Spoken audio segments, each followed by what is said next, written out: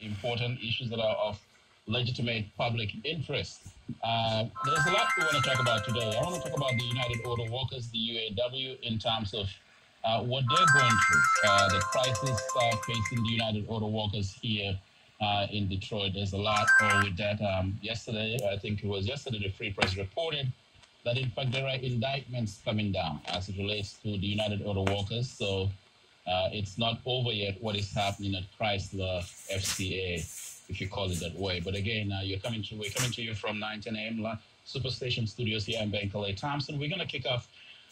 Yesterday, I talked about Maurice Dees. Maurice Dees is a veteran civil rights lawyer, the co-founder of the Southern Poverty Law Center, and really dedicated his life in terms of going after the Ku Klux Klan, and successfully was able to bankrupt a United Klan organization.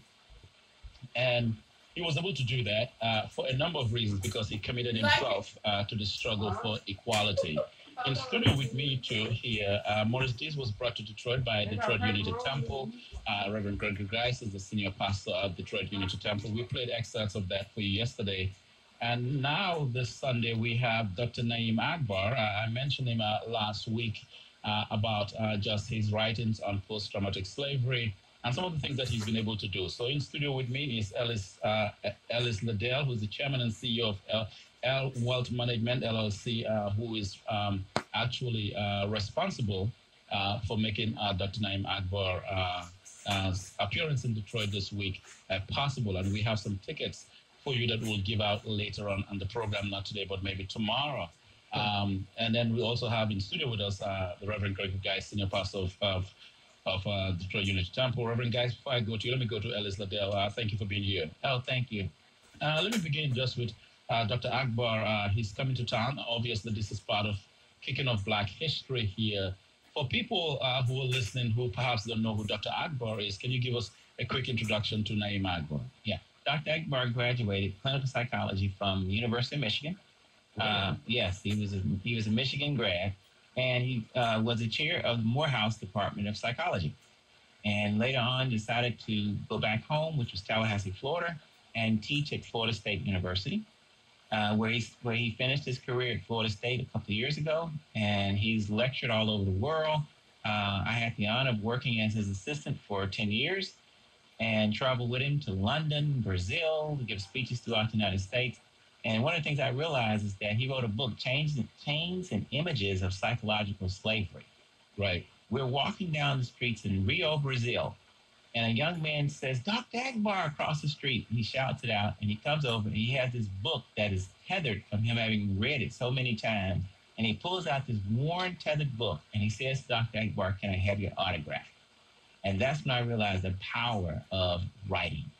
The global impact of Naeem Akbar, known for his writings on post-traumatic slavery and the significance of that. And I know this is a subject sometimes that folks don't want to hear because you just want to be comfortable, just do what you do. You don't want to get into no serious discourse. Reverend Gregory Grice is the senior pastor for Detroit Unity Temple. He was the host this week, in fact, of for Maurice Dees. Reverend Grice, thank you for being here. Thank you for allowing me to be here. It's an honor to be here again, my friend. And you're doing this for the second time. Last week it was Maurice Dees. This week is not Gregory Grice, I said. Well, you are the pastor. This week is Naeem Akbar. So yes. Talk to us. Unity Temple. I went to the church on Sunday, enjoyed it. The Afrocentric theology that is espoused in that church, and a very open theology that welcomes everybody, regardless of your skin color, in fact, regardless of your gender and all of that. Talk about the significance of moving from Maurice Dees from the Southern Poverty Law Center now to Naeem Akbar. Well, this month we celebrate our youth, and that's what's so important about this particular aspect of bringing in Naeem Akbar, because he has focused so much about helping our young men be raised into men. And this particular book called Visions, a New Vision for Black Men, we want our youth and our church to recognize how important it is to step into the manhood. Right. And so we're excited is because the first Sunday of each month, every year, we focus on our youth.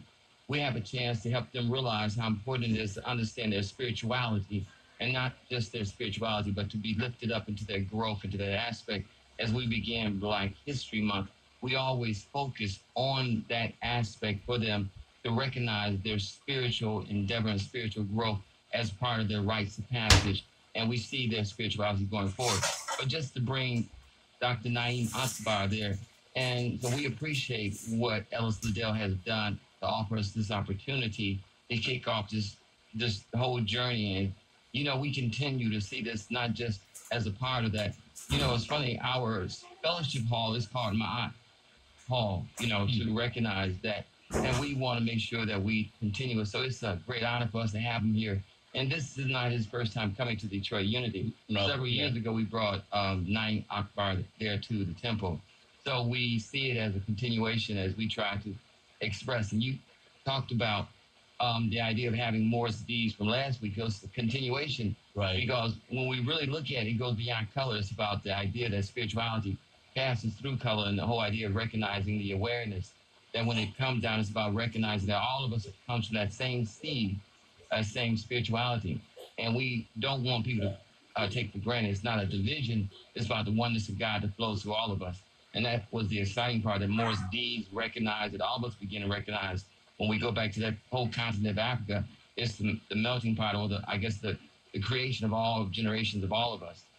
We talk about the Black church a lot here on this program. And in fact, during the King holiday, the King weekend, or the week leading up to King holiday, what we did was to play excerpts of Dr. King's speeches almost in its entirety.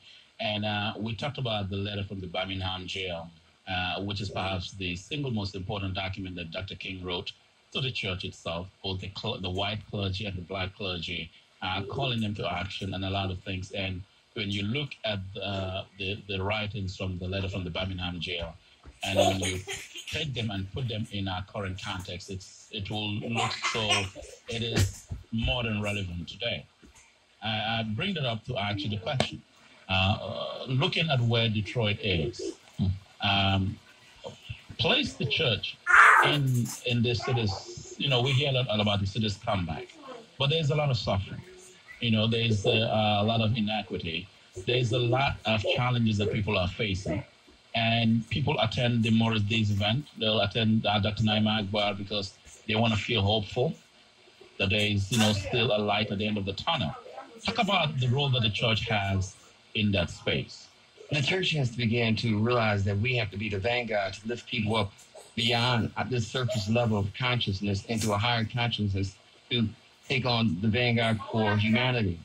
We have to be, as it has always been, a spiritual movement to go beyond this earthly grossness of thought and separation, because our current leadership is trapped in trying to bring about division. We have to bring about the wholeness of raising our thoughts to a higher level of understanding and seeing ourselves going forward to create a world for all people. There's only one presence and one power, regardless how you want to try to divide it. There's only one God, regardless of what name you want to give it. So we have to be that center point to bring us into that higher level of spiritual understanding and take on that full leadership of spearheading that movement that reaches out to all people to be a guiding force. Ellis, let me go to you. I have a question for you on the role of the Black intelligence here.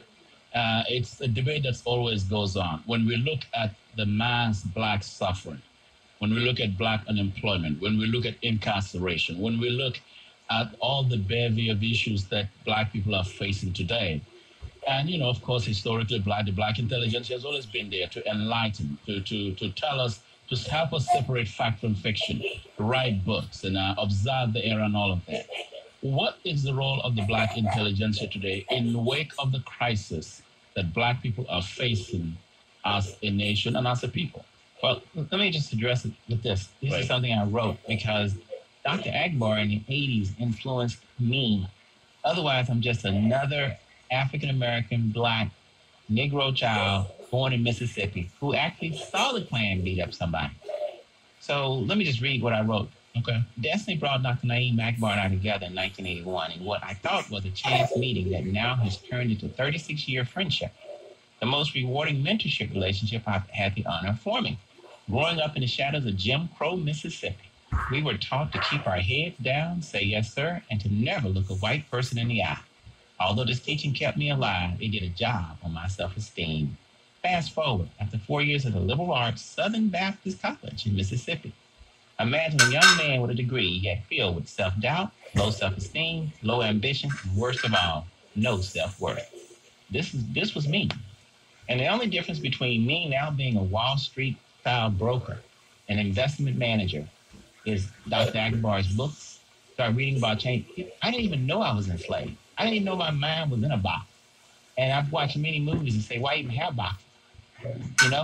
So the Black intellectuals, I think the greatest thing, Wade Nobles, Dr. Na'im Akbar, Shaka Diop, all those intellectuals have done, whether it's Frederick Douglass here, it's to enlighten you, to let you know that there's more out there than what you think is out there. I've got 1,000 clients, and with that 1,000 clients, this year we made $30 million. I'm not talking about wealthy people. I'm talking about my largest client, $2 million, the smallest one, $1,000. But they made $30 million from the market. Well, my job was to expose individuals to the market to say, you too can make money here. Now, what can we do with that 30 million? We can reinvest that 30 million into our community. And I think that listening to Na'im Akbar let me know that I had a place in life. It's not to go to the PhD like Dr. Akbar did.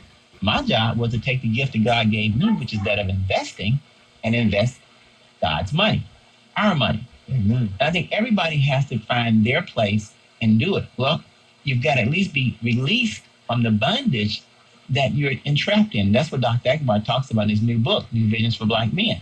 It's actually a revised book that he came back out with because the principles still work, but the language needed to be updated. So we talk about the crisis of Black men. Some say Black men they're almost like an endangered species. I feel like this is a conversation we will have 10 years from now. I think we'll be having this conversation 100 years from now. Let me tell you why. Least we forget. Unfortunately, you can go back to the Gambia. There's still brothers there who just don't see the importance of self-embracing themselves.